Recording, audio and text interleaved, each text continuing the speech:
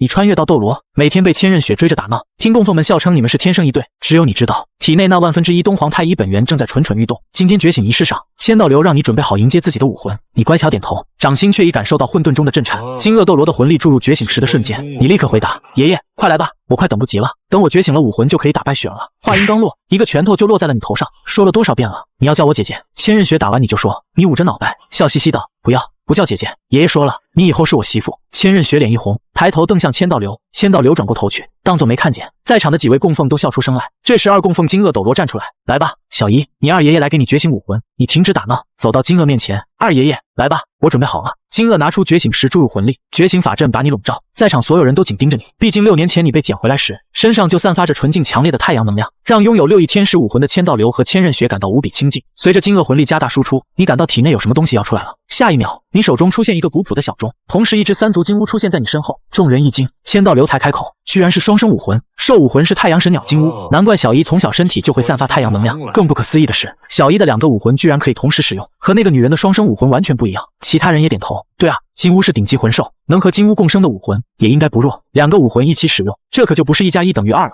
那是1+1大于2了。大哥，你这是捡回来一个超级天才啊！供奉们像普通老人一样唠起来。你心中暗笑，清楚自己这哪里是普通金乌，这是传说中的三足金乌，手中的小钟更是东皇中混沌钟。你只吸收了东皇太一1/1000的本源，但在这斗罗大陆已是无敌存在。等这2个武魂修炼到100级，自己也算个小东皇太一了，哪怕只有原本1/1000的实力也满足了。千道流开口，金恶拿出水晶球，小姨试着调动魂力，把你的武魂收起来，来测试你的先天魂力。你意念一动，2个武魂收入体内，走到金恶面前，将手放在水晶球上。下一秒，水晶球爆发出璀璨光芒。千道流的眼神从高兴变为震惊，在场所有人都看到，你的先天魂力居然和千仞雪一样，是20级。千道流清楚，6亿天使武魂天赋出众者如他也只有先天满魂力。千仞雪之所以20级，是因为他被天使神看中，有神赐10级，看见你也是20级，他连忙问太一，你是不是得到了神的看中？你本想说自己不是被神选中，而是东皇太一本源强大，直接打破规则，但话到一半停住了。你心中响起2道声音，恭喜你小子，获得了本座的看中，成为了本座神位的传承者，现在为你开启毁灭9考，70级后开始神考。恭喜你小朋友，因为你武魂的原因，十分适合我神位的传承，所以现在为你开启生命9考，70级后开始神考。一道庄重威严，一道温和亲和。你明白自己一下得到了2位神的看重，而且是神界5大执法神毁灭之神和生命女神。于是你改口道，没错的，爷爷，刚才脑海中出现一道声音，告诉我被选中了，等我魂力抵达70级后，就可以开启神考了。千道流直接笑出声，不顾严肃神态，对身边几位兄弟说，太好了，我们武魂殿又出现新的神位传承者了。是啊，大哥，这代我们有小雪和小一，我们武魂殿又将兴盛万年。看见你也被神明选中，千仞雪悬着的心终于落了下来。对于你，他自然是喜欢的，毕竟你是他童年唯一的玩伴。6岁那年，爷爷千道流把还是婴儿的你带回武魂殿，你们便一起长大。后来父亲千寻疾离世，母亲比比东对他不喜，千仞雪便更加珍惜你了。但6岁觉醒武魂后，从爷爷口中得知自己因神赐而拥有先天20级魂力，未来极有可能继承天使神位时，千仞雪曾暗自忧虑，若自己成神，你该怎么办？如今你也得到了神奇的青睐，同样有望成神。千仞雪只觉得心中一片安宁，真好。这时你用意念向脑海中刚刚出现的2位神祇发问：2位大人，我为何能继承2位的神位，尤其是生命女神神位？我的2个武魂似乎都与生命属性不太相符。毁灭之神的声音率先响起，你的三足金乌武魂所蕴含的至阳之力，比这斗罗大陆的太阳更为璀璨，且自带强大的毁灭气息，正适合我的毁灭神位。你心中了然，毕竟洪荒时代东皇太一的太阳真火，圣人之下无人可挡，其力量之强横理所当然。你随即想到原著设定，一个武魂通常只能承载一个神位，那么三足金乌承载毁灭神位，可东皇中与生命女神有何关联？你正欲开口询问，生命女神仿佛洞悉了你的想法，在你出生前便说道，承载我神位的并非你的另一个武魂，而是与毁灭神位一样，都有你的三足金乌武魂承载。你愣住了，看过原著，你做梦也没想到一个武魂竟能承载双神位，这样可以吗？你忍不住问道。而且我的三足金乌蕴含至阳之力，与您的生命神位如何匹配？生命女神的声音温和而肯定，你的三足金乌极为强大，强大到整个斗罗大陆都未曾出现过比他更强的武魂，足以承载我和小子的神位。至于匹配度，小子说了，你的至阳之力璀璨夺目，但太阳不仅能带来毁灭，亦能带来希望与生命，它本就具有两面性，因此也适合我的神位。你微微一怔，随即恍然，东皇太一在你心中一直是强大的象征，却忘了太阳同样代表着希望与生命。这时毁灭之神与生命女神的声音再次响起，好了，小家伙，待你魂力达到70级，我们便会为你降下神考，我们会在神界关注你。话音刚落，你便感到2股浩瀚的力量涌入体内，内视之下，只见自己额头上浮现出一个紫绿交织的印记，这正是神位传承者的标志。随后2位神奇的声音传来，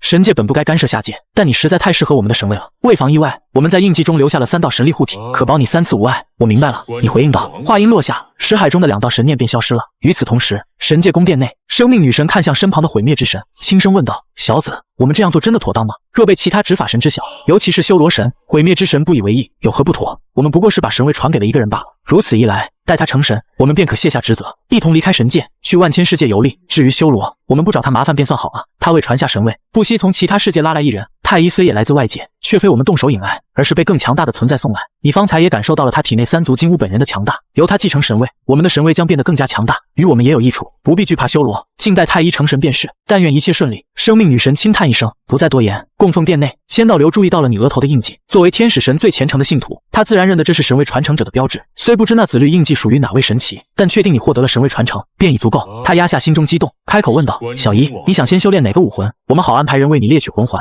爷爷，我先修炼兽武魂。你毫不犹豫地选择了3族金乌，毕竟还要等到70级开启神考呢。你接着补充道：“而且我觉醒武魂后，感觉身体强度大增，应该能直接吸收千年魂环了。”千道流闻言，立刻上前以魂力探查你的身体，随即面露喜色：“好，果然能承受千年魂环了。既然选择先修炼金乌武魂，那你便先和雪儿回去吧。她也有段时间没回来了，我们几个老家伙商量一下，为你寻找何种魂兽，届时捉回来让你吸收。”知道了，爷爷，那我先和雪儿走了，记得通知我来吸收魂环啊。你应声道，随即拉着千仞雪离开了供奉殿，朝自己的宫殿走去。让你没想到的是，刚走出供奉殿，阳光洒落在身上的瞬间，你便察觉到自己的魂力竟在缓慢增长。虽然速度不快，但确确实实在提升。你心中暗喜，在阳光下修炼，速度岂不是要起飞？但此刻显然不是琢磨这个的时候，你的耳朵已被千仞雪揪住了。小姨子，刚才叫我什么？他扬怒道，是不是我太久没收拾你了？要叫姐姐就不叫，就叫雪儿。你理直气壮，作为一名穿越前的大学生，怎么可能对一个12岁的小姑娘喊姐姐？千仞雪气鼓鼓地和你打闹起来。很快，你们回到了你的宫殿，站定后，你开口问道：“雪儿，你这次回来待几天啊？”听见这话，千仞雪开口说道：“我明天就要离开了，而且这次离开后，我可能几年内都不会回来了。为什么？”对此，千仞雪解释道：“我潜伏了3年，这3年就一直在观察雪清河的生活习惯和她的一切。现在3年过去，我什么都了解完了，也学会了，所以要准备除掉雪清河，假扮她了。等我开始假扮后，我就不能像以前一样经常离开天斗帝国了。”说到这里，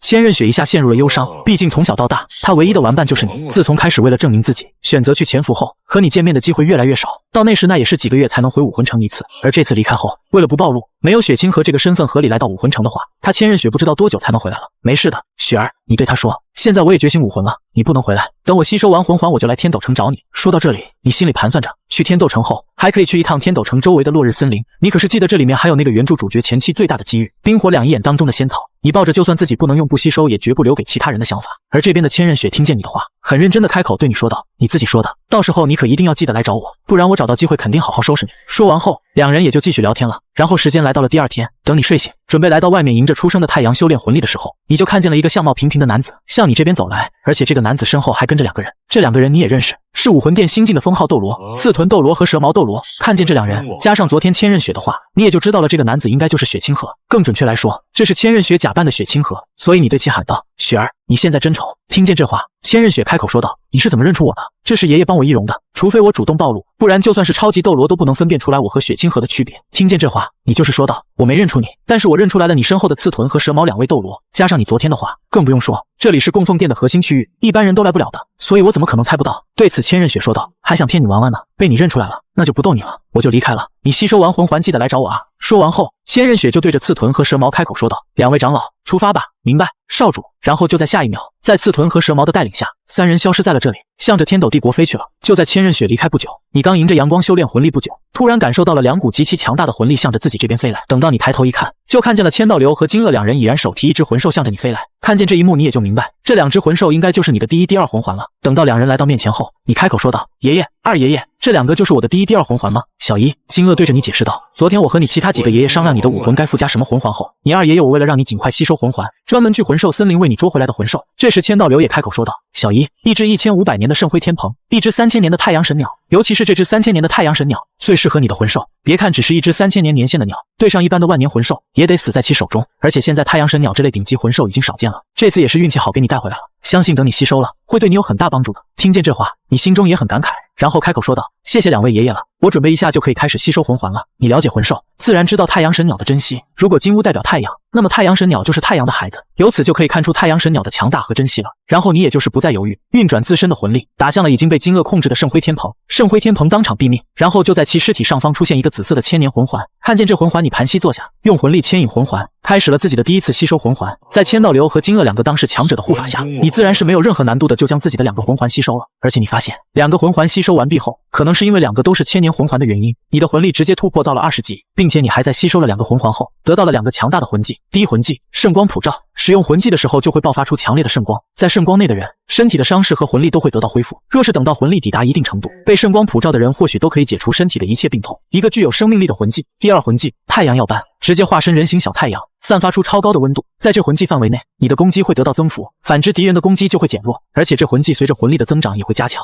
也就是说，未来等到你的魂力到达一定程度后，魂技爆发的温度足以媲美太阳，这是一个极具毁灭性的魂技。感受到自己这两个强大但相矛盾的魂技，你笑了笑，觉得一个生命一个毁灭，就是不知道这是不是自己继承这两个神位的原因了。随后你站起身，对着还守着自己的千道流和金鳄说道：“爷爷，二爷爷，我吸收结束了，而且我的魂力不仅抵达了20级，更重要的是我的魂技还十分强大，和我的神位十分相匹配。”听见这话的千道流和金鳄笑了笑，两人都是顶级的封号斗罗，怎么会看不出来你的魂力来到了20级？所以金鳄开口对你问道：“小姨，快给你金鳄爷爷说说，你的魂技是什么？”对此你当然没有隐瞒，直接将自己两个魂技和魂技的效果说了出来。听见你的介绍后，金鳄开口说道：“小姨啊，你确定你这是两个千年魂兽带来的魂技吗？”而听见你话的千道流心中也是一惊，因为这两个可以成长的魂技实在是有些变态。但千道流想到你是得到了神位传承的人，这一切又像是合理了。却还有一个问题让千道流想不通，那就是你的两个魂技可以说是完全相反的，一个充满生命力，一个充满毁灭性。所以千道流就是在想，两个截然不同的魂技出现在你身上，那你继承的神位到底是什么？作为天使神大祭司的他，自然也知道一些关于神的事情。一个神会有很多个属性，但那都是相近的属性，就像是他供奉的天使神，那就是光明神圣加一点火焰，都是相近的，不像是你这样的。千道流开口对着你问道：“小姨，你这属性截然不同的两个魂技的确很强大，但是能不能告诉爷爷，你得到的是哪位神的传承，才会有这样的两个魂技傍身？”你眨了眨眼，心中闪过毁灭之神和生命女神的身影，开口道：“爷爷，有没有一种可能，我之所以两个魂技的属性截然不同，那是因为我是得到了两位神的青睐，同时继承了两个神位，所以才会出现这个情况。”随着你的话说完，下一秒你就听见千道流和金鳄爆发出极其惊讶的声音：“什么？小姨，你同时继承了两位神的神位，这太不可思议了，居然被两位神同时选中。”然后金鳄就是开口说道：“大哥，小姨双生武魂，继承两个神位也说得过去。”而这边听见这话的千道流，也就是点了点头，然后就像是想到了什么，表情从原本的震惊变为了兴奋，因为千道流想到，原本想的是你继承了一位神的传承后，等到你和千仞雪继承神位后，到时候他们武魂殿就会有两位神，等到两人飞升了，武魂殿也会有两位神的传承，到时候整个斗罗大陆谁能掀翻他们武魂殿的统治？而且千道流可是知道大海上的海神岛的，当初他带着武魂殿的人前去攻打，也是没有讨到好处的。同样作为神的大祭司，千道流也是明白自己不是海神岛上面波塞西的对手的，所以千道流就在想，既然一个天使神的大祭司不是海神岛大祭司的对手，那要是多加一个神，那他们武魂殿还有什么输的理由？而现在你居然也是双神位在手，那到时候他们武魂殿就会有3位神的传承在，这样的话，就算到时候他的情敌唐晨也找到一个神来传承了，那他们武魂殿也就是不怕了。所以千道流也就是说道：“好啊，没想到我武魂殿还有这一天。”然后千道流心中也就是想到，唐晨你等着吧，等到太一和小雪成神后，就算是你真的找到了神位的继承，那我武魂殿也不怕了。同时千道流也就是一脸严肃地看向了你，开口对着金鳄说道：“老二，既然小姨有这样的天赋和机遇，那我们也不能耽误了小姨，未来的几年我们就轮流教导小姨，让小姨早日成长起来。”说到这里，千道流又是想到了自己的孙女千仞雪被天使神看中后，不好生修炼，居然为了得到比比东的认可，选择去潜伏，完全就是浪费自己的天赋。作为爷爷的他，觉得现在的千仞雪就应该留在武魂殿好好修炼，争取早日成神。但是这孙女的想法十分的强硬，他也是无可奈何，所以只能随着千仞雪去了。而现在又是出现了你，他自然是不想你也出现和自己孙女一样的想法，被一些其他的事情影响了自己的修炼，耽误了自己的成神，所以才会立马就安排了你未来的生活。而对于千道流的安排，你也是不反感的。穿越而来的你终归是明白一个道理的，那就是不管在什么时候，都是实力为尊的。而且你也是算过了，自己比唐三大3岁，那就是距离故事线的开始还有9年，所以你就准备在这9年内飞速的提升自己，才能在故事线开始后，凭借自己对剧情的了解，做出最正确的选择。与此同时，武魂殿的另一边，教皇殿内，比比东看着下面的侍卫，就是开口问道：“你确定你是亲眼看见了那个叫太一的小子是先天魂力20级？”千真万确，教皇陛下，微臣作为供奉殿的侍卫，亲眼看见了太一吸收了第1魂环后，立马就开始了吸收自己的第2魂环，而且他的第1魂环和第2魂环都还是千年魂环。我发现后不敢耽误，就是第一时间来禀告教皇陛下了。这个侍卫就这样回答道：“好了，我知道了，你快回去吧，不要被怀疑了。”待到这个侍卫走出教皇殿，比比东就是开口问道：“岳长老、鬼长老，还有娜娜，你们怎么看这个太一？”听见这话的月关、鬼魅还有胡列娜，也才是从原本的震惊中回过神来。月关和鬼魅是跟着上代教皇千寻疾一段时间的人，所以他们是知道先天魂力20级代表的是什么。两人自然也是记得当初千仞雪检测出先天魂力20级后，千道流和千寻疾的兴奋，和千道流高呼天使神的样子。而现在供奉殿当中又是出现了一个先天魂力20级的人，两人这个时候都是在想，他们现在跟着比比东是好还是坏了？毕竟两人也不是傻子，他们也是看出来了，自从比比东即位后，武魂殿就不再是团结一心了。武魂殿就分成了两派，一派就是以千道流为首的供奉殿，还有一派就是以比比东为首的教皇殿。而因为当初千寻疾死后，千道流这个老教皇没有选择出来重新接手武魂殿，而是选择了在供奉殿教导千仞雪不问世事。加上两人也都是看见了比比东双生武魂，更是这么年轻就突破成为了封号斗罗。而且两人当初是跟着千寻疾一起去对付唐昊的，所以他们两人当然是明白，千寻疾可不是唐昊杀的，千寻疾那是死在比比东的手中的。所以两人也都是看出了比比东的心狠手辣，更是加上两人居然看见千仞雪这个先天20级魂力的天才，为了得到比比东的认可，不在供奉殿好生修炼，而是跑去卧底去了。所以两人都是识相的选择了投向比比东的教皇派，选择跟着这个这么多年来唯一一个解决了双生武魂修炼难题的人。所以两人才是拒绝了去供奉殿当武魂殿供奉的机会，继续待在教皇殿。不然以他们两个都是95级魂力，更是有武魂融合技的两人，怎么会不去供奉殿当中？但是现在两人听见了供奉殿那边居然又是出现了一个先天魂力20级的人，而且这个人肯定不会和前面千仞雪一样不顾自己的修炼，跑出去做一些其他事。更重要的是，两人也是听见了刚才的那个侍卫说的，这个太一的第一和第二魂环都是千年魂环，这放在普通魂师的身上，千年魂环那是第3魂环才能吸收的。这样算的话，太一岂不就比所有人高了？上有千道流、金鳄这些老一辈的强者顶着，下面先是有千仞雪，现在又是有你这样天赋出众的人，两人当然就是生出了其他的想法。但是两人自然是不能直接就当着比比东面前表现出来的，所以对于比比东的问题，两人就是开口说道：教皇陛下，若是这个侍卫说的是真的，那我们武魂殿又是出现了一个天赋绝伦的人，足以比肩少主了。而就在两人把话说出口的瞬间，两人都是后悔了，居然因为刚才想事情忘记了比比东对千仞雪的厌恶。果然就在下一秒，比比东的声音就在教皇殿内响起：闭嘴，不要提那个耻辱。在比比东这里，千仞雪的存在就是耻辱，就是他一生都洗不掉的污点，不然他早就可以去找他的小刚了。而看见比比东发火，胡列娜也就是连忙上前对着比比东说道：老师别生气了。听见胡列娜的话，比比东也就是宽慰的看了一眼身边的胡列娜，这些年他比比东就是把胡列娜当作亲生女儿在养，而且胡列娜也就是没有让比比东失望。9岁的胡列娜都已经是20级的大魂师了，就差吸收第2魂环了。比比东看向胡列娜和下方的月光鬼魅，开口道：好了，不说了，对于太一我自有想法。娜娜，你去叫上你哥还有燕，让月长老和鬼长老带你们去猎杀魂环，明白？3人应声，随即离开了教皇殿。殿内只剩下比比东一人，他立刻对着脑海中那道声音问道：你刚刚说那个太一不简单，是怎么回事？原来就在他因月关和鬼魅提及千仞雪而发怒时，脑海中响起了他所继承的神位罗刹神的声音，告诉他太一非同寻常。罗刹神的声音回应道：你要知道，斗罗大陆的规则下，先天魂力最高只能是10级，即先天满魂力，但这并非绝对，有一类人可以打破规则，那就是觉醒武魂时便被神选中的孩子，会获得神赐的10级魂力。你的女儿千仞雪以及现在的太一，应该就是这种情况。说到这里，罗刹神的语气似乎带上了几分玩味。斗罗大陆几万年都未必能出一位飞升成神者，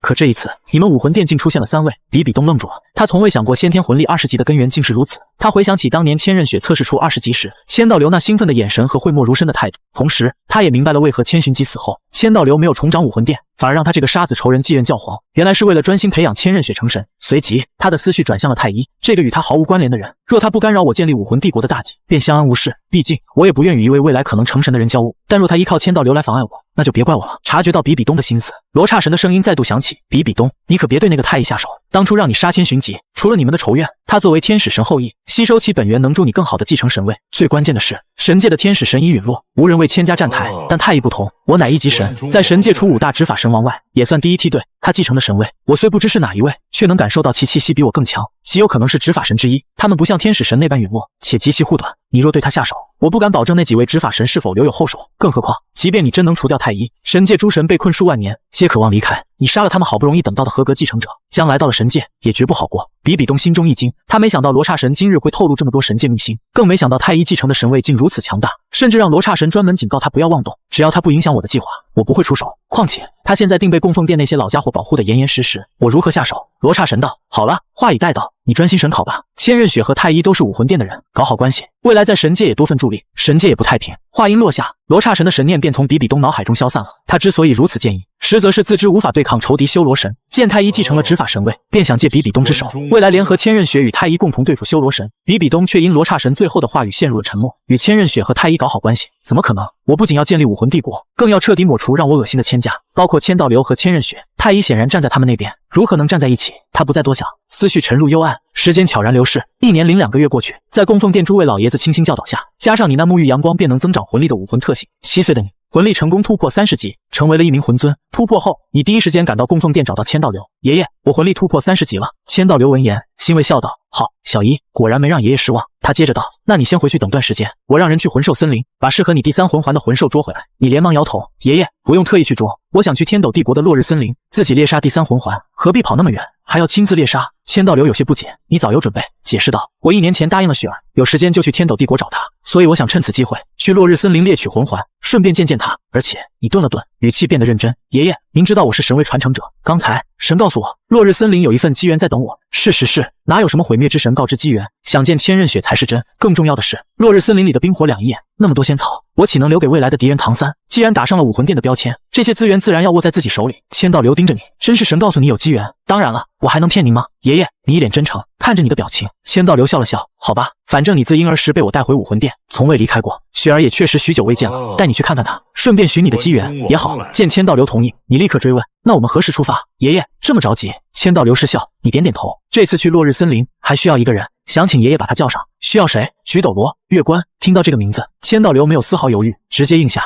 好，我会让人通知月关，那就明日一早出发，前往天斗城和落日森林。我知道了，爷爷，你心中一定。行礼后便退出供奉殿，回去为明日行程做准备。不久后，月关的府上响起了敲门声，一个侍卫对着月关说道：“菊斗罗冕下，大供奉让我通知你，明天一早去供奉殿等着，有事情找你。”说完后，这人便离开了，也不管月关是否同意。听见这话的月关心中一顿，不禁思索大供奉找自己究竟所为何事。但想到这是千道流的命令，而且他自己也确实有想要倒向供奉殿一派的念头，月关便决定第二天一早就去看看。时间来到第二天，你一早便等在供奉殿外，却没想到那里已经站着一位身着橘黄长袍、面容阴柔的男子。你一眼认出，那是菊斗罗月关。月关长老，你好。你主动开口。月关闻声回礼：“你也好。”他随即察觉你身上30级的魂力波动，又见你停在供奉殿门口，心中不由思忖：大供奉召自己前来，莫非与这位7岁便达30级的少爷有关？所谓何事？正犹豫是否要问，供奉殿大门缓缓开启，千道流走出，见你已到，便道：“好了，月关已至，可以出发了。”你自然点头。月关却更困惑了，听大供奉之意，召自己来的竟是这位少爷，而且这出发是要去哪里？他忍不住问道：“大供奉，不知召属下前来所为何事？我们现在要去何处？”千道流看向你，此事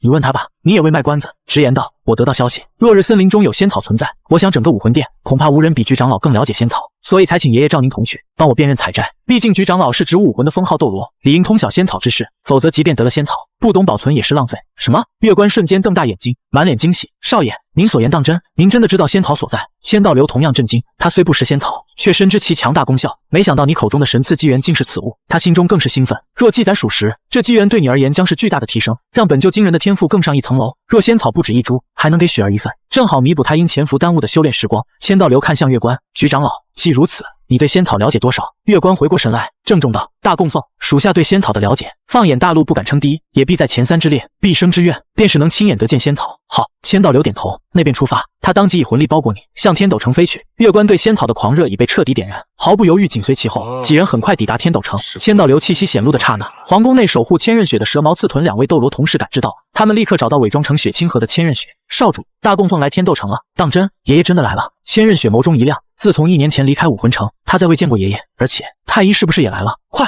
我们出宫去寻爷爷。他一刻不停，径直离开寝宫。出了皇宫，他寻了隐蔽处，卸下所有伪装，恢复本来容貌，便向城中的武魂殿主殿赶去。踏入主殿，他第一眼便看见月关。少主，大供奉在内等候。少爷也来了。月关恭敬道。千仞雪点头，推门而入。门开刹那，你看见了那张阔别1年的脸庞。雪儿，好久不见，我来找你了。你笑着喊道。千仞雪这次没再纠正你的称呼，只快步上前。爷爷，你们终于来看我了。千道流看着孙女，心中一阵酸楚。他随即察觉千仞雪的魂力竟只有47级，1年前你觉醒武魂时，她已是44级，这1年多，她只提升了3级，这速度放在旁人身上算不错，可对千仞雪而言，分明是在挥霍天赋。小雪，千道流忍不住劝道：“跟爷爷回武魂城吧，你在此潜伏，我们难得相见不说，每日周旋于人世，更耽误修炼，平白浪费你的天赋。你也跟着劝。雪儿，爷爷说的对，这次便一起回去吧。”千仞雪听着最在乎的2人相劝，心中挣扎。他何尝不知潜伏是在消耗自己的黄金修炼期？可另一面，他又想起那个自幼渴望亲近却始终视他如仇的母亲比比东。他来潜伏，本就是为了向母亲证明自己。于是他摇了摇头：“没事的，我以后会注意修炼，不会耽误自己。我要留在天斗帝国继续潜伏，向那个女人证明自己。”千道流看着孙女眼中的倔强，只能叹息。他深知儿子对比比东的亏欠，也明白千家对不起他，才从未强逼比比东什么，否则他怎会眼睁睁看着孙女一次次在比比东那里受辱落泪？你闻言也不知该说什么，但心中已打定主意要带她回去。你早已是千仞雪为未来的妻子，岂能看着她在此虚掷光阴？你对着千仞雪问道：“雪儿，你待在天斗城就只是单纯的为了向教皇证明你吗？”听见这话的千仞雪直接点了点头，开口说道：“从小到大，不管什么时候，她看见我都是一脸的厌恶，反而把她的那个弟子当作女儿一般疼爱。我不明白这是为什么，明明我才是她女儿，所以我就是要向他证明我会拿下天斗帝国的。你心中暗想，雪儿啊，要是你知道你爹对比比东干了什么，你可能就明白为什么比比东这么讨厌你了。但你自然不会把这件事说出来，毕竟在千道流眼中，你只是个7岁的孩子，不应该知道这些。你随即想到了比比东，未来的罗刹神，于是你灵机一动，想到了让千仞雪回武魂城的理由，开口对他说道：“雪儿，你想向教皇证明自己，你就更应该回武魂城了。”听见这话，千仞雪投来了疑惑的眼神，你继续对着千仞雪说道：“雪儿，爷爷不是说你未来要继承天使神位吗？教皇他现在也是继承了一个神位，所以你想向他证明你自己，为什么不在这上面来证明自己呢？你就加油争取比他先成神。”随着你的话说出口，不仅是千仞雪，连千道流都愣住了。什么？他也是被神选中了吗？你是怎么知道的？